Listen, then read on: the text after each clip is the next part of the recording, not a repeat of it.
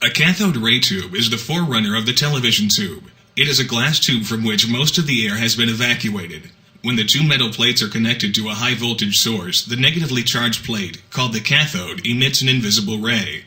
The cathode ray is drawn to the positively charged plate, called the anode, where it passes through a hole and continues traveling to the other end of the tube.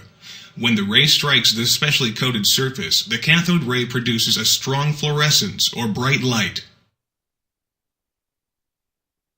When an electric field is applied across the cathode ray tube, the cathode ray is attracted by the plate bearing positive charges. Therefore, a cathode ray must consist of negatively charged particles.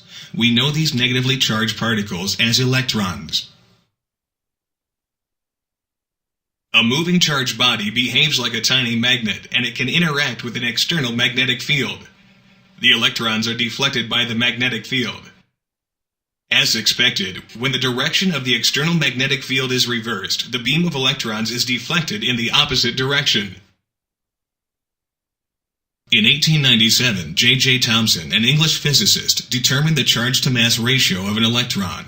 He adjusted the electric field so that the electrostatic deflection, theta E, was the same as the magnetic deflection, theta B, and was able to calculate the charge-to-mass ratio of an electron using the following equation, where E is the applied electric field, theta is the angle of deflection, B is the applied magnetic field, and L is the distance traveled by the cathode rays. Thomson determined the charge-to-mass ratio of an electron to be -1.76 times 10 to the 8th coulombs per gram.